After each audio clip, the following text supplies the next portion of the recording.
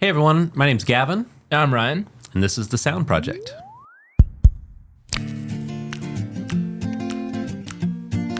Okay, so we got some good news recently, and it is that we have 3 studios in the new Mix Magazine Class of 2023 issue. We do. It came out about a week and a half ago. Yep.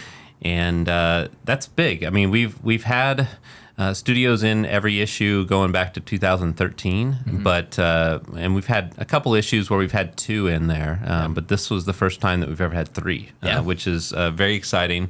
And it prompted us to kind of think about, like, let's revisit all these studios that have been in these magazines over the years. And Mix Magazine's been really great to us and including us in this class of issue. Like I said, dating back to 2013, it's 16 studios over the course of 11 issues, and pretty amazing. And it's kind of fun to kind of look back. And so just kind of want to go through them. We'll show pictures of each one of these studios and talk a little bit about them, and should be a really fun episode. Cool. Let's do it. All right. So, and a lot of these too will be before your time.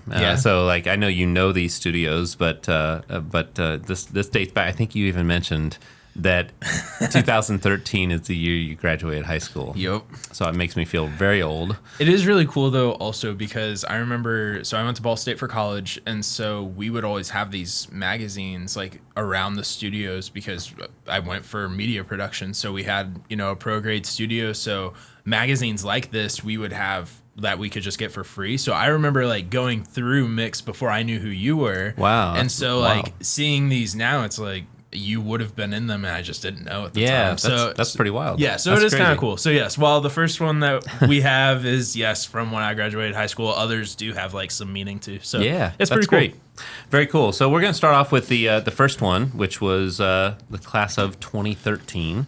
And this was very exciting, and actually one that I did not submit the studio.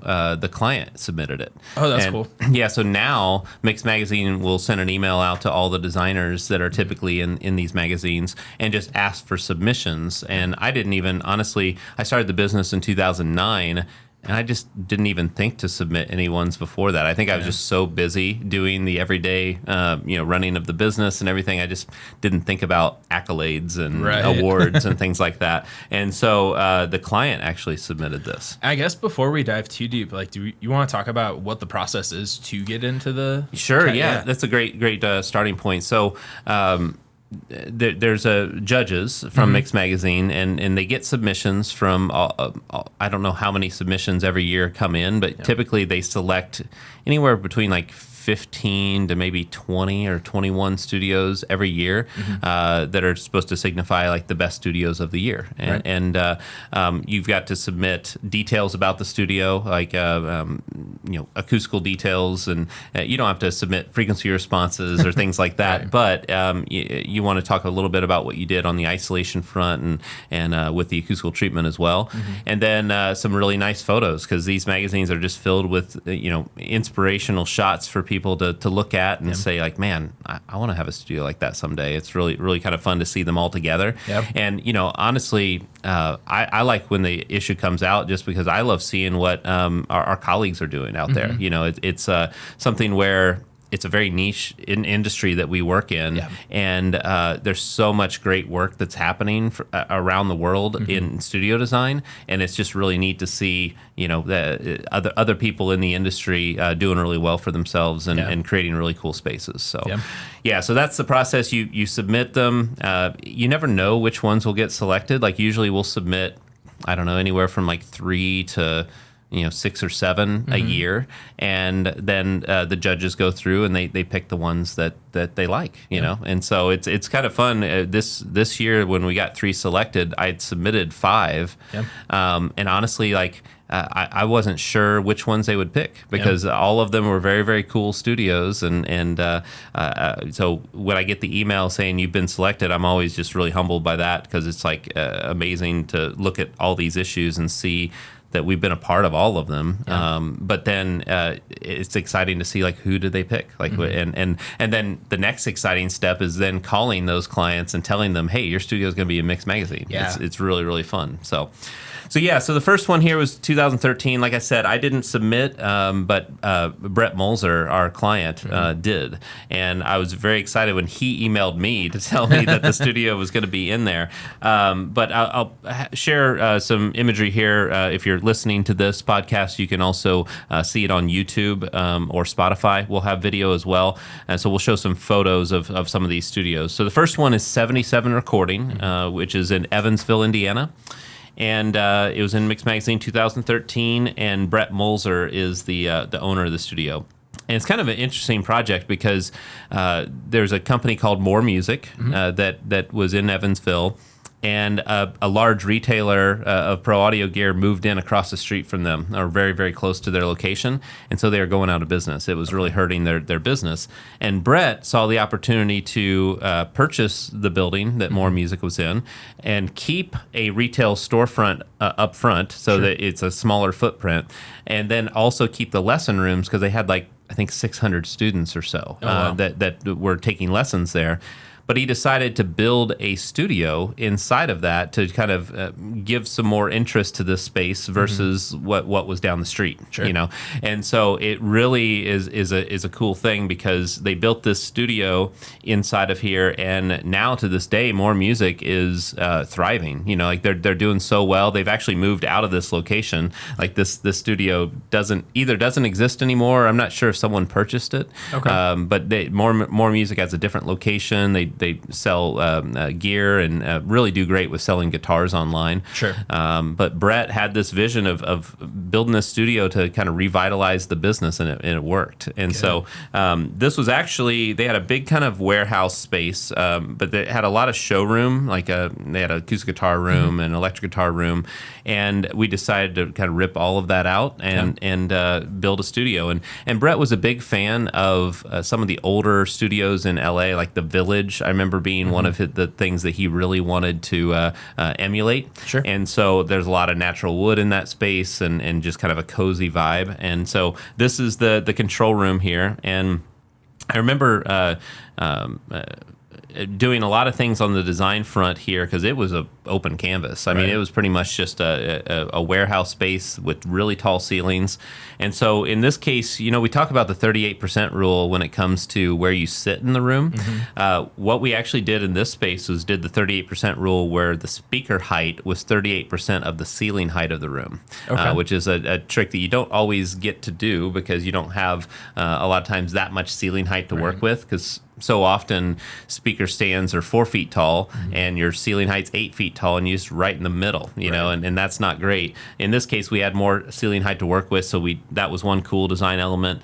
And you see that big ceiling cloud above the mix position as well. He also has the 2-inch tape machine, just a really beautiful space. And then we go into the live room on this next slide, and this picture was actually taken before that bass trap on the left-hand side of the photo there, actually at the top of the photo, before it was completed. And so you see how that big bass trap is being framed up and helping with tangential modes in that live room. Also, the diffusers on the walls are interesting. We gave them a mathematical pattern to do that, but he wanted something that would look a lot different than the standard, you know, QRD diffusers or the Skyline diffusers, things like that. Sure. We ended up giving him the math to be able to do these kind of wood slat diffusers on the walls. Yeah. On a performance side, like, is there much of a difference between something like that where it's a very unique look compared to like a regular QRD diffuser? I mean, the big thing that you're dealing with here is that while we gave them proper math for it, there's no testing data for something like this. Sure. And so it's diffusive and it works really well in there. However, there wouldn't be some testing data to go back to. And so anytime that we're designing something that's brand new, it's a little unnerving because you're just like, by theory this should work, but we don't have test data to go from, and we really love recommending things that have testing data. But in this case, it did work beautifully. Like it sounds great in there. The black panels on the walls too are panels that he had from a previous studio that we helped design as well, and he just moved those over from that studio, and we got some custom ceiling clouds in there as well. And like I said, the space doesn't exist anymore. I'm not sure what state it's in. If someone purchased it, there's also a drum room and an ISO booth and a lounge and a lobby as well. So like it was a really fun space to work on. And again, that was just like 4 years into the business. Getting to work on a big facility like this was really, really nice. All right, the next one we'll go into is class of 2014, and this one was Fox River Studios in Wisconsin, up near Green Bay. And our client, Mike Haddad, he bought his dream home, and it was on the water there. And he had this boathouse where you would normally store your boats to get out onto the water, except he doesn't love boats, he loves guitars and loves music. And so we decided to take this space and turn it about 60 to 70% of it we turned into a studio, and then the other remaining was his wife's photography studio. So his wife Leanne runs a photography studio called Clicks for a Cause, and it's where if people will donate to Make-A-Wish Foundation, she does your photos for free, and it's really an awesome cause. And so it was such a cool project to work on because it's two passion projects for both the husband and the wife, and be able to make that come to life was really fun. But in his space, he worked with his contractor was amazing. Like he actually did a lot of the like home theaters for Green Bay Packers players and things, and just amazing woodworker.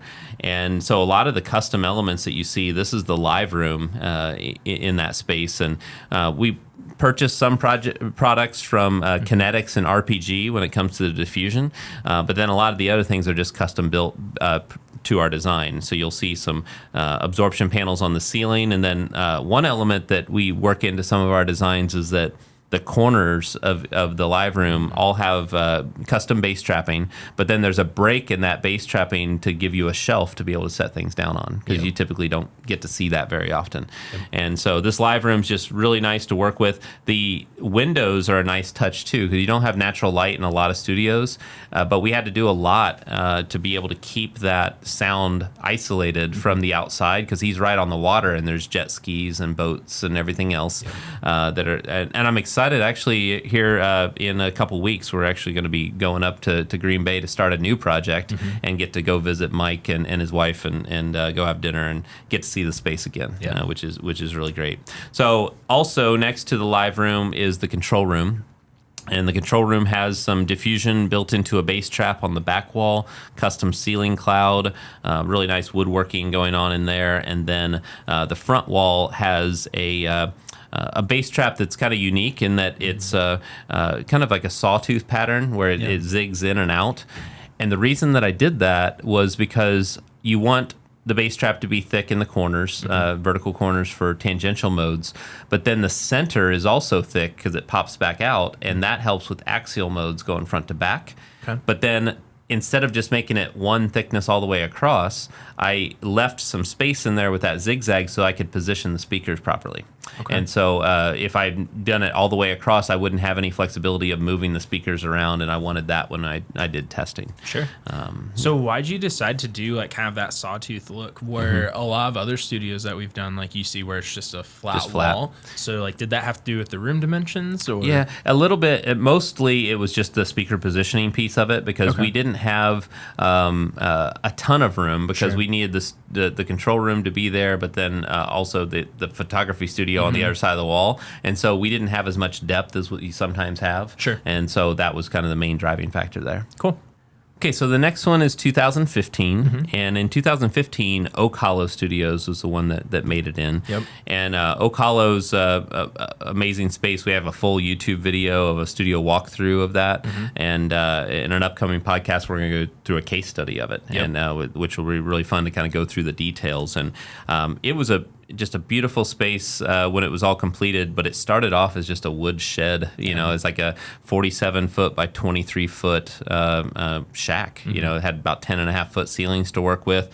And we created this, what's on the screen here. It's one of those where it took him a couple years to pull off because it wasn't his full-time job, and him and his bandmates who happen to be contractors built it on their own time. Yeah. But man, their hard work really paid off, and it's crazy to see the before and after pictures of that one. Yeah, we'll definitely show that in the case study.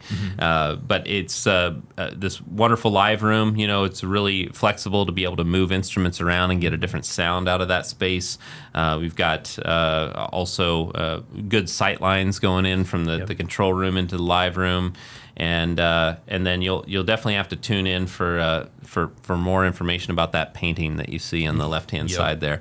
You could watch the full YouTube video or stick around in a coming episode where we go through the case study. Yep.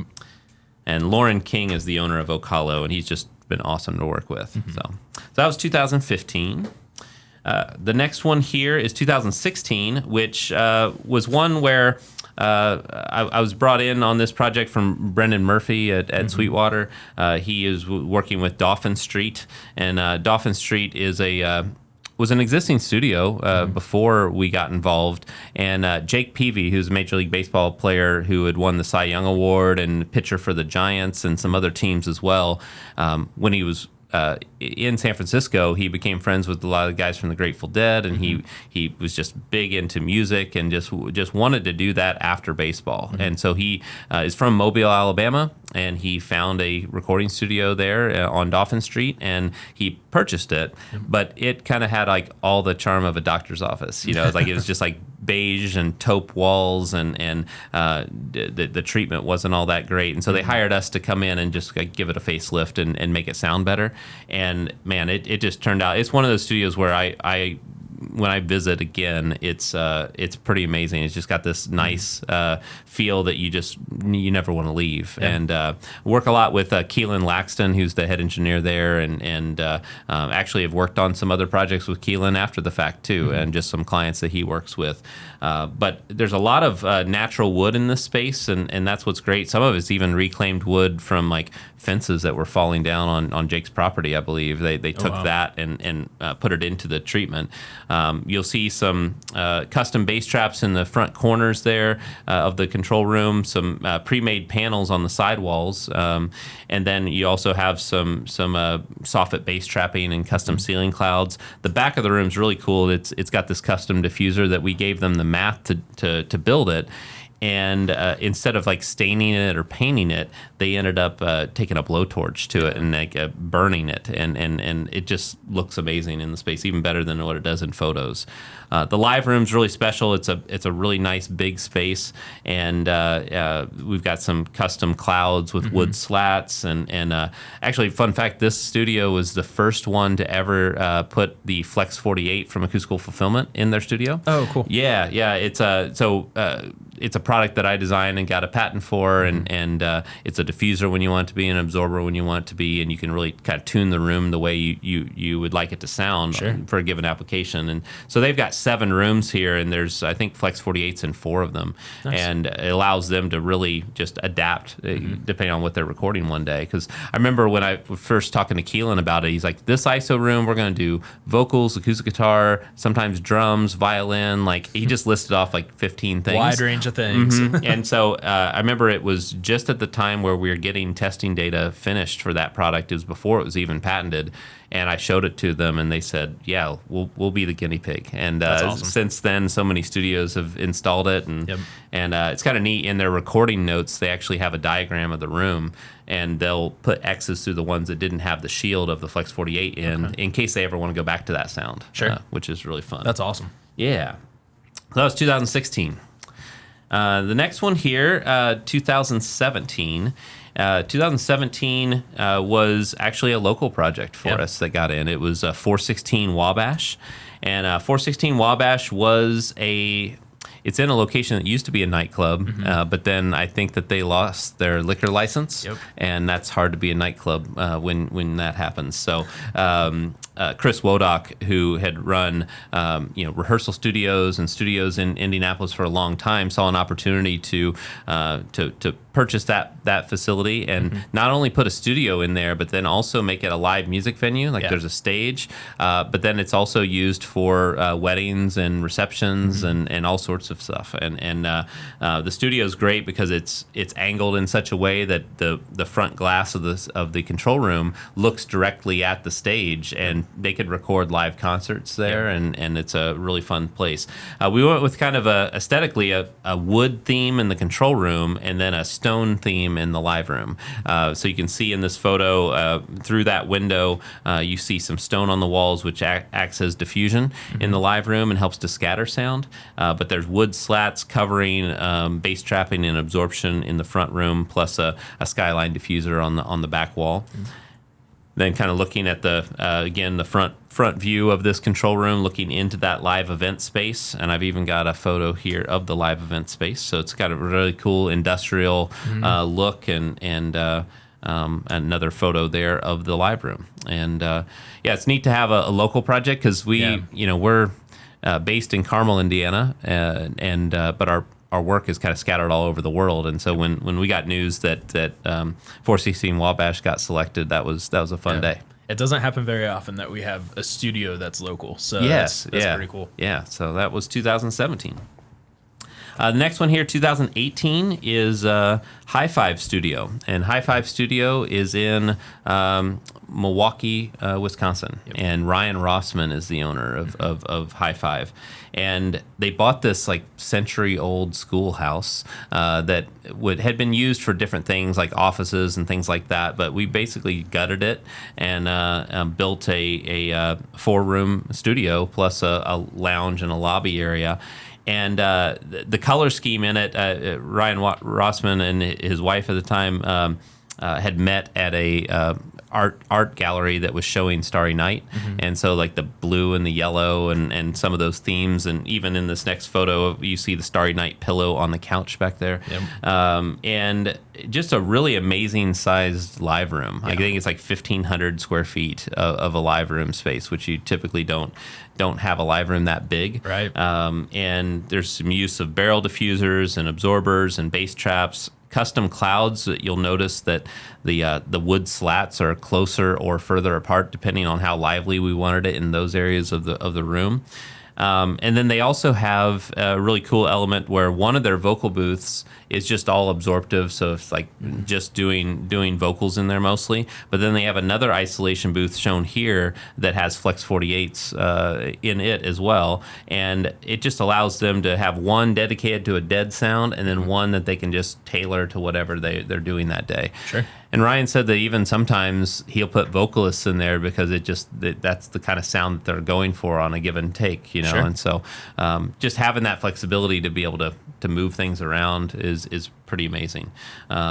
Also, I love the story that Ryan, that piano that you see in the live room there, he just found it on the side of the road when we were working on it, and he rehabbed it, and now it sounds great in a great sounding room. Yeah. All right, so that's 2018.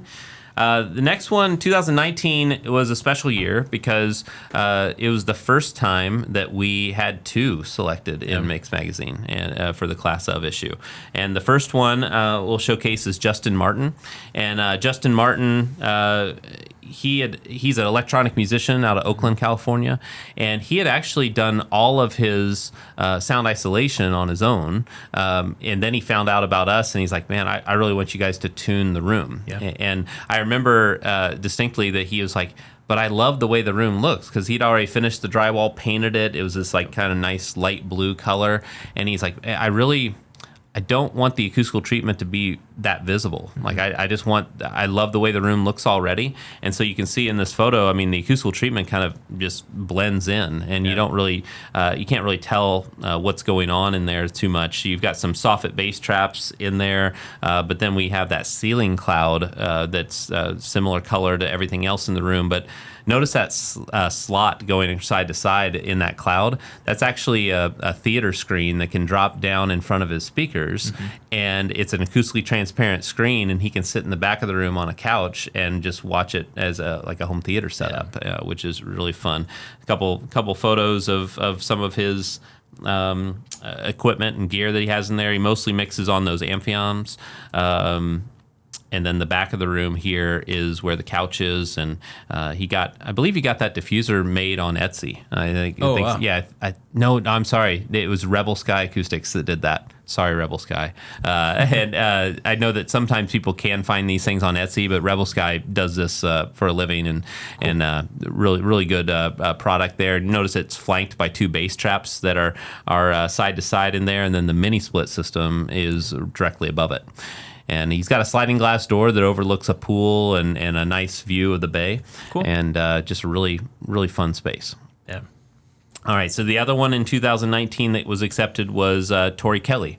And Tori Kelly is just an amazing singer-songwriter. Yeah.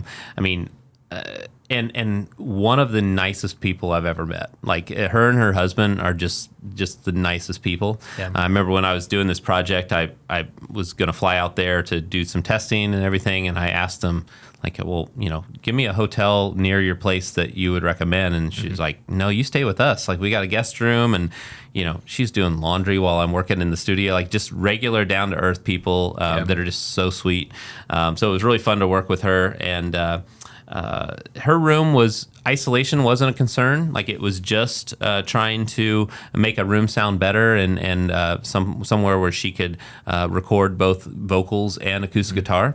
And so all the products that you see here are actually from Acoustical Fulfillment. They do these hexagon shaped panels, these bass traps. Then there's the Flex 48 on the wall behind her in this shot.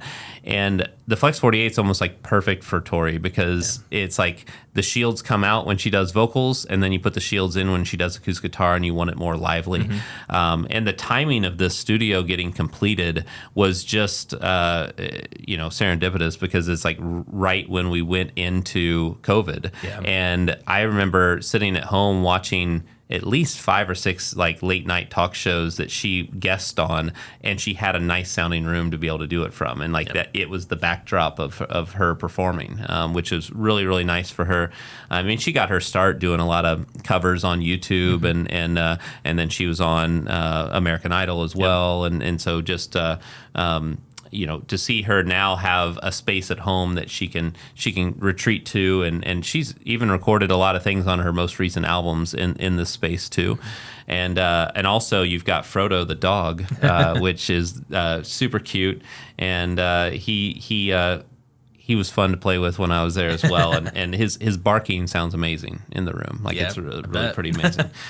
All right, so next one here is 2020. And in the 2020 issue is a studio that probably a lot of people that follow our channel know about. It's Crowder's studio in Atlanta. And we have a full YouTube video studio walkthrough of Crowder's space. And I remember first walking into Crowder's house and realizing that this is going to be a cool studio, because his house in general just kind of looks like a museum. It's like a lot of modern aspects and modern art that goes on in there. And we have the space in the basement that we turned into a studio. And again, for him, isolation wasn't a concern. He just wanted it to sound amazing and look amazing in there. And so a lot of the treatment in this room is also hidden. Like, if you look at this photo that is on the screen right now, it's all like a custom stretch fabric system that's all white. And this is actually an old photo, though, because you can see that his speakers are not white in this photo. That was a big one, is that Focal ended up seeing these photos and then saying, like, we need to step up and make them some white speakers to match the room, which is amazing. So Josh Estock from Focal, we coordinated with him and delivered a cool present to Crowder later on after the studio was already finished.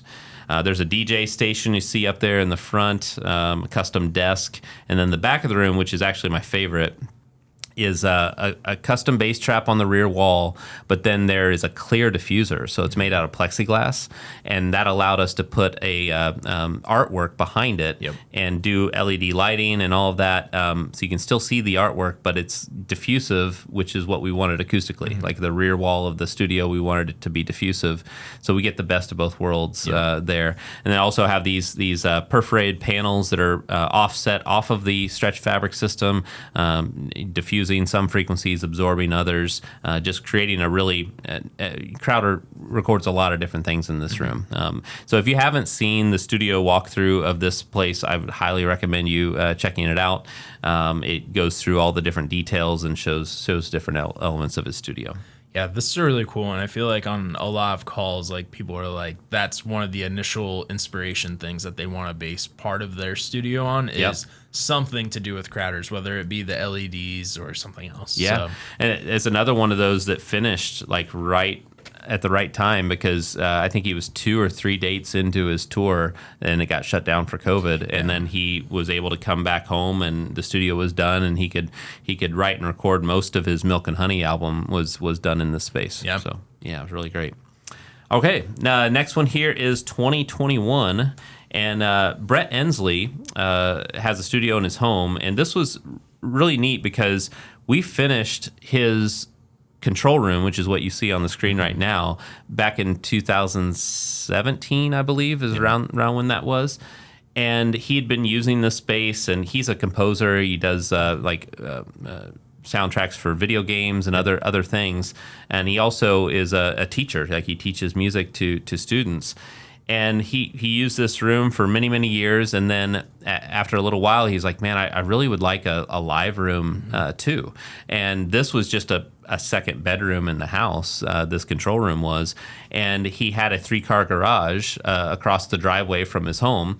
And so we turned that into a live room. And so we had this control room here, another shot of the control room. Notice the back wall has all of his 3-ring binders and composition books. He needed a place for that in his room, and so we basically use it as diffusion on the back wall. But then it was cool to get that call later to work with him again and to be able to do this across the street. So this is his live room on the screen right now. We did conduit underneath his driveway, popped up into the room, and it's just an amazing sounding room. You know, he tells me all the time that he's getting work from LA just because people love the way his room sounds, and he's all the way in Greenville, South Carolina. You know, it's like, we've got, you know, custom bass traps, some trapezoid shaped panels that he built custom, and then some Flex 48s around the room as well, because he uses it for so many different things. And just a really comfortable space, and it works well for video too. He does a lot of video recording in there, and I always just love being able to work with a client on an expansion, because that means things are going well and they're moving on. So, okay, actually, we're not quite done. We had 2 in that episode, that issue as well. So yeah, we've got Jeffrey J in Sicily, Italy, and Jeffrey J is the lead singer of a band called Eiffel 65, and you might know their hit song back in the 90s, I believe it was called Blue.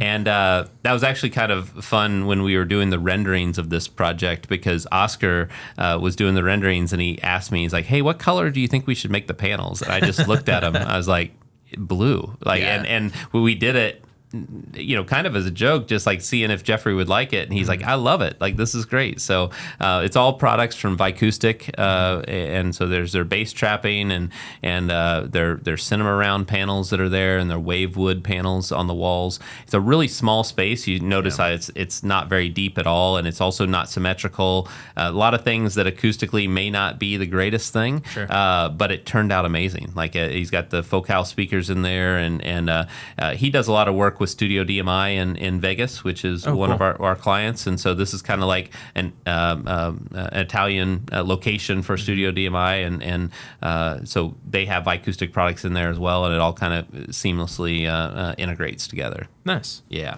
and it's another view of that room. Again, a lot of acoustical challenges, but you don't have to have a perfect space to have a really great sounding space. Right. So. All right. Now you we're can done take with it. this Yeah, one. you can take it now. All right. So 2022 is Cucamonga Sound was one of the ones in there. And Cucamonga is in Upland, California. Robert Armitage is our client there. And he... it's really cool. He converted his bedroom, his master bedroom, and his master bedroom closet into a control room and an isolation booth. Yep. And the master bedroom, when I saw it, I got excited because it was like 14-foot ceilings, I think, in the back. It was a sloped ceiling. And so it naturally kind of lend itself well to a studio, having the mixed position up towards the lower end of the ceiling and sloping back to the back. And so this is how the control room turned out. He wanted to integrate some stonework into the studio, and so we put that kind of strategically in the control room because the stone, a lot of times it's going to be reflective or maybe a little bit diffusive, but we placed it in areas where it wouldn't harm the sound. And then we've got some panels from Acoustical Fulfillment, both the Fulfill panels and the Flex 48s that are in there, and then the really big custom ceiling cloud that the angles with the ceiling slope. And then the back of the room has a custom diffuser that was built by his contractor, and a window that leads to the ISO booth, which was the master bedroom closet. This is it now. And so it's very versatile. He can do a lot of different types of instruments in there and really do well. And it's got mini split systems in both of the rooms. And it's kind of, when I went to visit, we have a YouTube video of Cucamonga Sound on our channel as well. When we went to go film that, it's the first time I'd been in there since it was finished. And it's kind of funny walking into someone's house and then just turning to where the master bedroom would typically be, but then have a studio like that right in your home. The other one that got into the class of 2022 issue is Studio DMI. And those guys are just amazing people. And we did a podcast with Luca Predalesi, who's the owner of Studio DMI recently. And this is their Atmos room. So they had a studio there originally, but they were getting so many more requests for Atmos that they wanted to convert their main room into an Atmos studio. And so we worked with Josh Estock from Focal again to get this all worked out. And we had to kind of route cabling and conduit around things. And we have a full studio walkthrough that's going to be coming out later this month. Yeah. And it's going to be really nice to be able to show you all the details of how that went down. But this Atmos room, it's really phenomenal to be able to hear Atmos mixes in this space. And they actually just recently mixed Daft Punk's Random Access Memories in this space. And so it's something where the room is getting higher profile things. They also mixed Drake's new album in the space too. And so Luca and everybody at Studio DMI has just been really fun to work with over the years. Yep. Okay, so that's the end of the issues. We do not have physical copies yet of the 2023 issue, but these three are the ones that made it. The first one is Fontaine Records out of Lighthouse Point, Florida. And Indy Fontaine is an artist. This is a studio in her home. We worked with her and her husband, Sean Benyo. And there's a really cool aesthetic in this space. It's like a Cuban theme aesthetic. And I don't know if we have many studios that have this much red in them either, you know. But I just love the way that it came out. Like that panel on the right hand side is actually a image panel from Acoustical Fulfillment where that's printed on fabric and it's an absorber. It's an acoustical panel. And then also you've got some custom diffusers throughout the space. The diffusers on the ceiling are actually hexagon shaped, and that's something you don't see all that often. Usually they're square, and so that was a custom design that we put together, and then they had a manufacturer build that custom for them. And then we even have areas around the room where some guitars can be hung, because it's a very creative space to where it's just like they'll go in there with a full band and just jam and come up with some different things. There's also a door there that you see that leads to an ISO booth, so they have a vocal booth there. And then the control room here on the next slide is an interesting element there. He really liked the idea of having mirrors on the sidewalls. And so instead of having a flat reflective mirror, there, we actually angled them all pretty steeply so that reflection off of those would not come back to the mix position. Sure. But then in that space behind the angle, we actually built bass traps. And so the speaker, all it sees is absorption because of the angle of those mirrors, and then it's very deep bass trapping that happens behind it. So not traditionally something that we do, but it was something that was client led, and we wanted to make sure that if we did that, it wasn't going to be a drawback or a negative thing for the acoustics. Yeah. So the next one here is Legacy Soundworks, which is in Cincinnati, Ohio, and this was one that. It honestly took a long time to get put together, and there's some slow ups because of COVID, and then also just some things during the construction that slowed some things down. I think from start to finish, I've probably been about 3 years or so that I worked with Brent Shepard and his two sons, Eric and Scott. They run this studio, and it's so cool that it got finished, but then even better that they got selected for Mix Magazine after like all the time it took to get this place put together. But this is their control room, and they've got a really nice sized control room, got PMC speakers in there, firing back towards a custom diffuser array on the back wall. And then the live room is really spacious and tall ceilings, and a lot of flexibility you have in here to be able to kind of move from space to space and get a different sound within the room.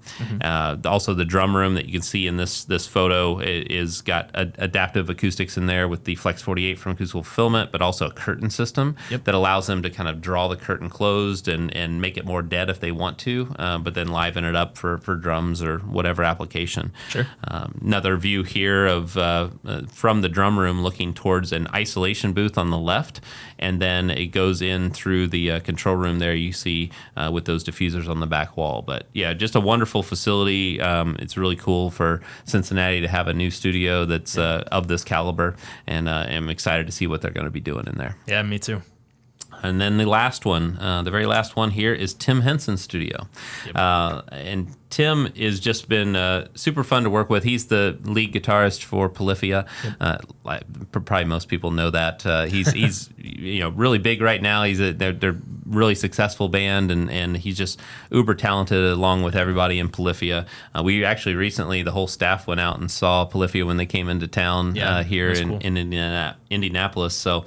But Tim's studio was on the second level of his house, and he wanted to make sure he had a space that was well isolated, and so he didn't disturb any neighbors, but then also had a certain aesthetic going for. And I remember, we always talk about getting inspiration images for clients, and Tim, I think this is the only one to date, is that he just sent a photo of a living room that he liked. He's just like, man, if it could have the vibe of this living room, then I would be pretty happy. And I think we pulled it off. It's very similar to the image that he sent, but it has all the acoustical elements that we need to. Right. So soffit bass trap around the perimeter, ceiling cloud, absorption on the walls, wood slatted front wall to help with bass trapping on the front.